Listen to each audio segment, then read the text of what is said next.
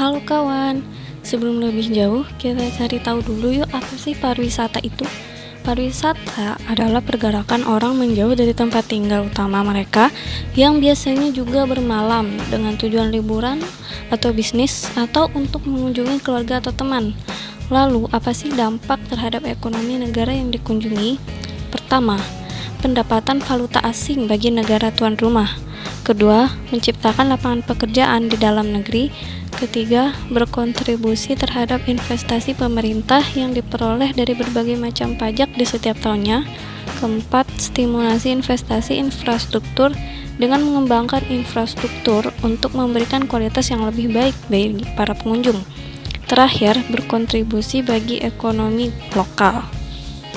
Asia Tengah terdiri dari Kazakhstan, Kirgistan, Uzbekistan, Turkmenistan, Tajikistan, dan Afghanistan yang berbatasan langsung dengan Rusia, Cina, Iran, dan Pakistan. Negara-negara di wilayah ini cenderung dipengaruhi oleh nilai-nilai dan budaya Islam, sehingga mayoritas masyarakatnya memeluk agama Islam. Islam yang berkembang di Asia Tengah beradaptasi dengan budaya setempat.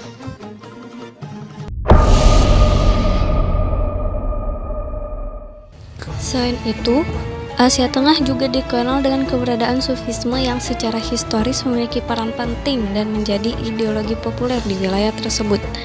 Beberapa tokoh Sufi yang terkenal yaitu Jalaluddin Rumi, Nasruddin Hoja, Najm Kubra, Rabi'ah al-Adawiyah, dan lain sebagainya.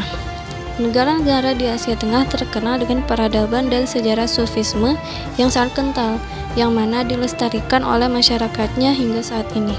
Peninggalan-peninggalan dari peradaban di masa lampau yang tentu saja tidak terlepas dari pengaruh Sufi juga menjadi daya tarik tersendiri bagi wisatawan mancanegara, seperti arsitektur, budaya masyarakat, dan lain sebagainya. Tarekat Naksabandia merupakan salah satu tarekat dengan pengikut terbanyak di wilayah Asia, Bosnia-Herzegovina, dan Dagestan di Rusia, sehingga banyak para wisatawan yang menjadikan perjalanan wisatanya sebagai wisata religi. Selain para penganut Sufi, wisatawan lain dari berbagai kalangan juga banyak dijumpai di berbagai wilayah di Asia Tengah. Berikut adalah tempat-tempat wisata dengan nuansa Sufisme di Asia Tengah.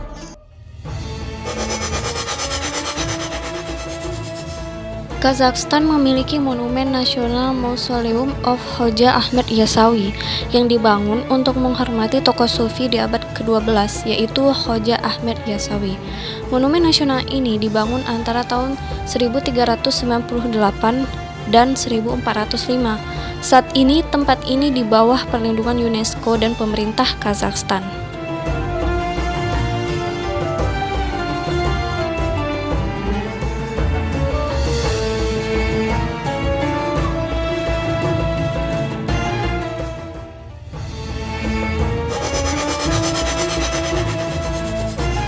Kirgistan memiliki masjid besar yang disebut dengan Bishkek Central Mosque yang berada di ibu kota Bishkek. Pembangunan masjid ini tentu saja tidak terlepas dari pengaruh Sufi yang juga menyebarkan Islam di wilayah Kirgistan, termasuk kepada masyarakat yang hidup secara nomaden.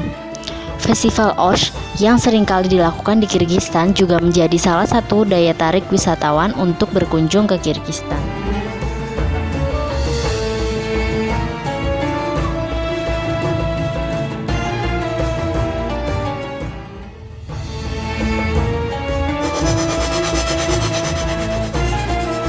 Di Tajikistan juga terdapat beberapa tempat unik bersejarah dan monumen arsitektur, yaitu makam filsuf dan tokoh agama terkemuka abad 14, Mir Said Ali Hamadoni di Kulyab, di mana banyak pengikut menghormati ajaran sufinya melakukan ziarah agama.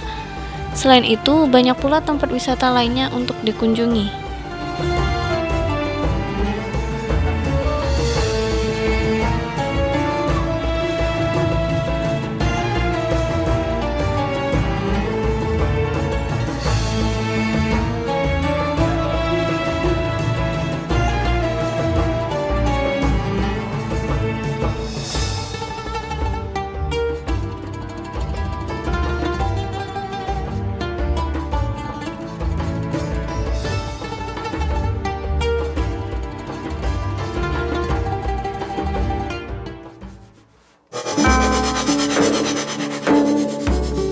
Di Turkmenistan terdapat Gozli Ata Mausoleum dan Runtuhan Tarsafat sebagai tempat peninggalan sufi yang seringkali menjadi tempat untuk berziarah para sufi.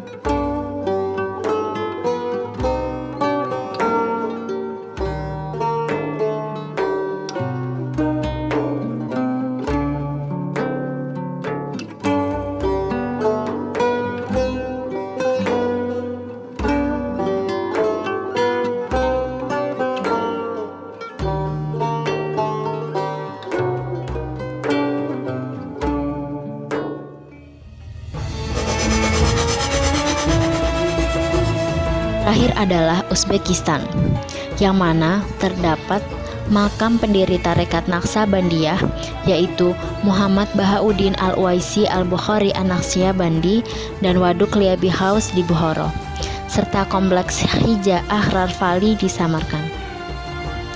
Sebagian tempat pariwisata yang paling terkenal terdapat di Uzbekistan, yaitu di beberapa kota seperti Tashkent, Bukhara, dan Samarkand, yang dulu menjadi pusat pendidikan Islam yang mana mencetak pengajar-pengajar dan pemimpin yang religius, sehingga menjadikan kota-kota ini menjadi kota terpenting setelah Mekah, Madinah, dan Yerusalem.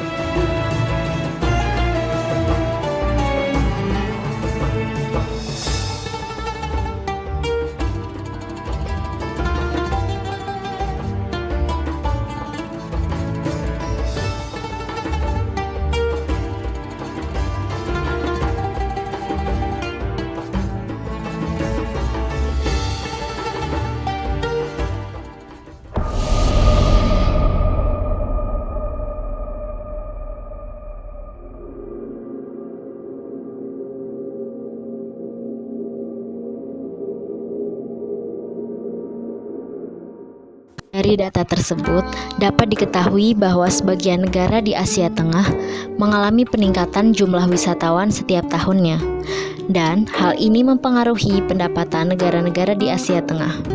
Peziarah sufi dan jamaahnya menjadi faktor pendorong dari peningkatan jumlah wisatawan di Asia Tengah.